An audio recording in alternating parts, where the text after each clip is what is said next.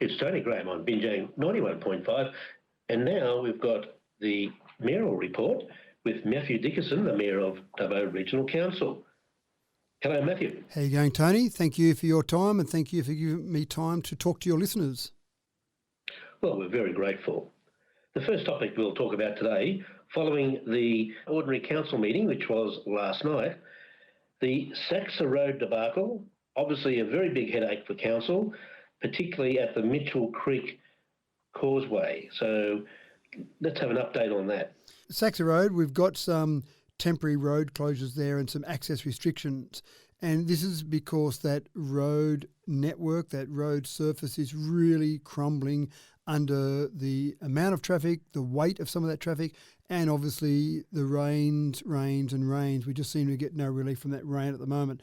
And if I go back a little bit, it's probably fair to say that when that road was built, there was nowhere near the same level of weight of trucks that were going on that road. The trucks were simply not as large as they are now, and nowhere near the same volume. And we see some of those larger trucks carrying some fairly large loads on that road, and that road surface is just not coping with that. Again, mixing that rain, that makes it very difficult. So we've put in some restrictions there. One of them is local traffic only. Now that means that if you've got something to pick up on a farm, for example, if you've got to bring a truck into a farm that's on that road, you're still allowed to do that. But if you've got to go through that road from point A to point B, and that's the most convenient path to go, and you're driving a truck, then you're not allowed to go on that particular road. Now, one of the things that people say is, what is a truck? How big is something that's a truck? So we've put a definition on that. We've said that you've got to be under 4.5 tonne gross vehicle mass for that to be considered not a truck. Now, that's not to do with any structural analysis of that road to say that it can handle that weight. That is simply to do with having a definition of a truck. So that means that if you're driving a larger truck, a semi-trailer type truck, then obviously it's going to be over 4.5 tonnes, so it's pretty easy to see. So that basically means that if you've got a less than a 4.5 tonne vehicle, obviously light vehicles, cars, etc., they're allowed to. So, and it's local traffic only. It's really designed for traffic that's along that road only. There are signs that we put up. We've been notifying various organisations so that they can notify their truck drivers, for example, about that. And it does create a problem. For example, some of the logging trucks that use that road now, that means that they've got to go around that, and that adds a significant distance to what they've got to do to actually get their goods from A to B, and that's a major problem for organisations across the state that might use that road. But again, it gives you an example of just how important our road network is, which is when we then pitch to the state government that we need support in some of these roads. Now, Saxa Road is classified as a regional road, and that means that council has the primary responsibility for that road, but we get support for that from the state government. That's opposed to a state road, or a road, for example, like the Mitchell Highway that joins Dubbo to Wellington, that is classified as a state road, and that's entirely the responsibility of the state government. So we don't do any work on that. We're not allowed to do any work on that unless we've got a contract that we're paid for by the state government to do that. So that road there is a regional road. We definitely need help from the state government to do some work on that. And we've been talking to the state government. In fact, I only spoke to the Premier 2 nights ago to basically give him a bit of a snapshot of just how bad the roads are in this area and some of the things that we need. So what's happening with farmers who need to get, say, stock to market, or they need to get fertiliser bought in? You know, we're talking about heavy loads here. How are they going to be able to do business? Yeah, so they're still allowed to use that road, Tony. So that's one of the things that is a little bit confusing for people.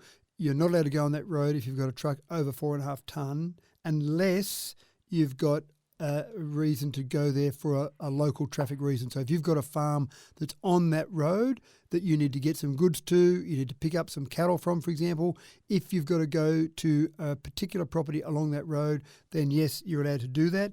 But if you're passing through using that road, then no, you're not allowed to use that. And that's going to be hard for us to police, but certainly we've been working with the New South Wales Police, and once we get these signs up and put these restrictions in place, then they'll work with us and they'll do some spot checks to make sure people are going to somewhere on that road if they've got a vehicle over 4.5 tonnes.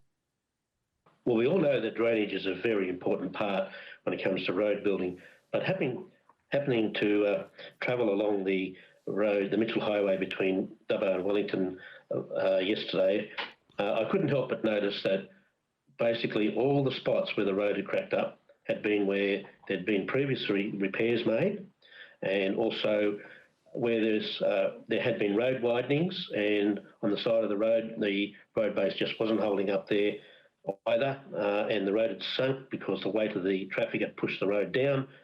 So the road base situation, or the quality of it, is certainly very questionable. And I happen to know that there's been substandard road base used on these roads around this district over the years. And that's because, obviously, state government is squeezing local government when it comes to road funding, so they get by with the best they can possibly do. But every 20 or 30 years, we get these wet weather cycles, and this is what happens. And it's all because the road busts up because the road quality just isn't there. So is there any kind of thoughts from you about going forward to rectify that situation so we get the quality of roads that we need that won't bust up when it comes to these sort of weather conditions we've had?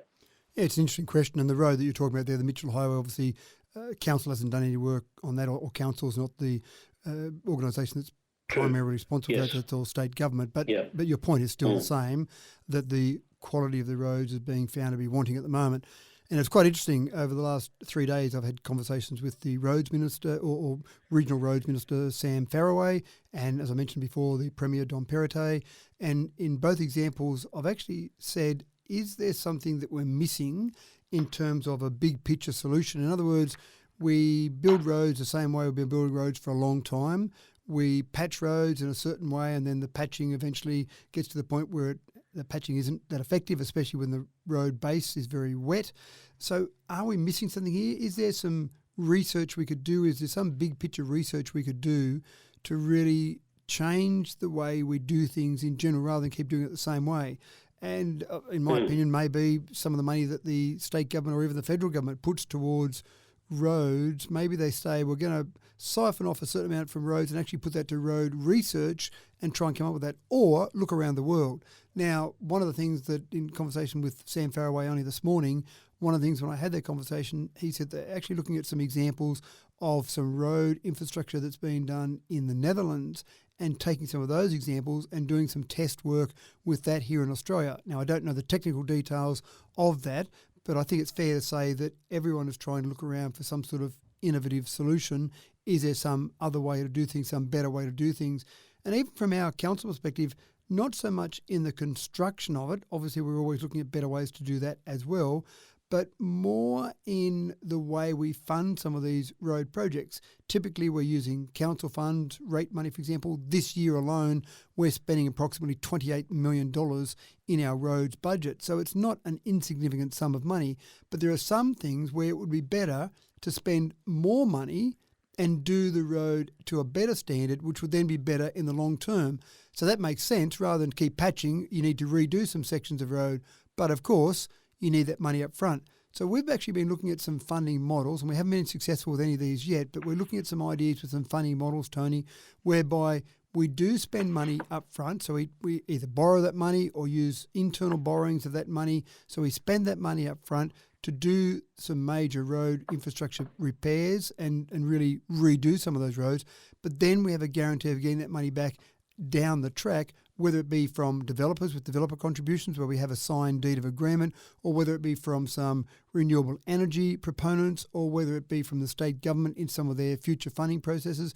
We just need some certainty in being able to get that money. And I think that's one of the ways, again, we're looking at all sorts of different ways. One of the ways we might come up with something different to try and fund that road infrastructure. Because it's a bit of one of those things that you spend more up front to do the job better, then it's longer before you've got to do those repairs. But you have to have the money up front to do it. So it's always that catch-22.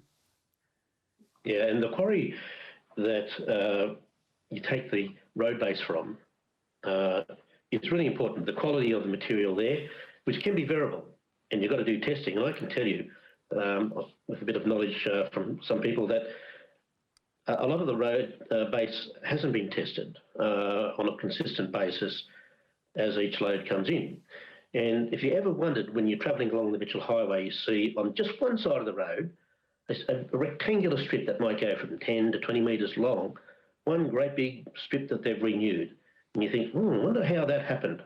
Well, the answer to that is a truck has dumped a load of second-rate or a pocket of second-rate road base in that section because they dump it on one side of the road and they do a strip. And that's the reason why it's evidence that that's what's been happening there. So it's really, really important drainage, and the road base they use, the foundation of the road is the road base, and the quality of it determines how well that road's going to is going to turn out. And of course, the question too, of course, the ceiling is also a very important angle on top of that. Yeah, and that's right. And so it's interesting. You've got some of those parts there. The ceiling is incredibly important, but what we're finding at the moment is not only do you find that water sometimes gets down through just a minor crack in the road surface, but the soil moisture level is the highest, almost the highest ever on record. So it's so hard to keep that base solid underneath. So there's a whole range of issues there. Hopefully there's some people working on some really different solutions, some innovative solutions. I'm actually going to a roads congress next week to look at some of the latest developments in road surfaces or road maintenance and to see if there's any great ideas there that we might be able to implement. But it's an ongoing problem. Don't have an easy answer for you. Throwing lots of money at it is one way to solve the problem, but I don't think that's a long-term sustainable process. Okay. Well, we've talked about roads a lot, so we don't have much time left. So you might like to just raise we'll just make a few comments on some of the other things that came up, because we had just to rattle it off, we had the energy benefit framework, or the renewable energy benefit framework. I'll talk about that one briefly, Tony, because I think that's very important for Wellington residents. The problem we have at the moment is that when someone comes along, a proponent comes along to put a wind farm in, then there is a compulsory part of that process to actually pay some money to a local community benefit fund. So, for example, in Wellington, you've got the Binjang wind farm. There's $85,000 that goes back to the community in various ways as part of that compulsory agreement. The Ungala wind farm, which obviously hasn't started operation yet, hasn't started construction, but once that starts, there's a $320,000 benefit that must go to the Wellington community. That's fantastic. But we also know about some of the solar farms. You've got a 200 megawatt light source BP solar farm, and the amount of money that they have to pay to the community is zero, which just doesn't make sense at all. And it was an issue that I did raise with the Premier when I spoke to him about this, that it doesn't make sense that solar farms don't need to pay any money for a planning agreement. They can do a voluntary planning agreement, but it's pretty hard to get a business to volunteer to pay money. The interesting part there is we've got a basic framework around, at the moment, a policy that has a basic framework around the amounts that we might ask for to try and get an agreement. But I think it's a bit outdated. Even though it was only put together in about 2019, it's really a bit outdated already because this industry is moving so fast. So that renewable energy benefit framework, what we've actually said to the staff is, please go back, redo what we've got there now. What we've got there isn't good enough. Come back to us in December, because we want to have some negotiations with these organisations, and we want a policy that we can point to say, this is an approved council policy. We'd really like to work on that. Now, what we're really working on there, it's probably getting to the stage where we'd like to see 1.5% of the capital expenditure for a project be able to be paid back in some form of community benefit fund, and there's different ways you could do that over the life of that project. So rather than giving one big hit up front, we'd rather have that spread over the life of the project, because it means that you've got that expenditure coming in on a more even process rather than just one hit. But that 1.5% is something that when you talk to other councils around the state, and we obviously have those conversations, that seems to be a target figure that maybe the proponents could live with, and certainly from a council perspective we could live with as well. But we need some sort of policy that does that, but put more detail around that as well. So that's one of the things that we're working at in trying to get that framework in place to make it better for those local communities. Wellington is going to help solve the problem of climate change, so let's make sure that Wellington gets some benefits out of that. Exactly. And one thing we shouldn't forget about, we know the solar farms missed out on their requirements for a community benefit fund. The battery organisations need to now also be captured by that, I think. That's part of that framework that we're preparing, is basically all those renewables. So solar farms, wind farms, batteries that are put in there, all of those we want to capture as part of that framework. So we've got something in a policy to go out to those organisations with. Okay. Now, there's been some funding made available by council with the event assistance program, and I'll just quickly read those off. It's the Wellington Show got $3,000, Stuart Town Carols by Candlelight $1,000, Man from Ironbark Festival $2,500, Burrendong Easter Fishing Classic 5,000, and the Wellington Rotary Vintage Fair got 5,000. So that's pretty good. Yeah, it does sound pretty good. And actually, I hadn't actually thought about it in terms of pulling out the specific Wellington ones, but there's a reasonable smattering there of ones through Wellington. So that's quite good. And it compares quite favourably to the ones that are specific around Dubbo. So that's good there. I'll have to declare an interest in the Man from Meyerbark Festival because I do love that. And I do normally go and do some poetry there, but obviously I don't get paid to do that. So it's not like I'm gaining any benefit out of that money going through to the Man from Meyerbark Festival. I just go along and volunteer my time to do some poetry there. But that is a great festival. But it gives you an idea of some of those great things that happen around Wellington. And again, by council contributing small amounts of money, and they're not big amounts that you've talked about there, by council contributing those small amounts of money, it helps those various functions go smoother and basically takes a bit of pressure off that financial constraint they might have on there. So it's good that council can help with some of those things. Yes.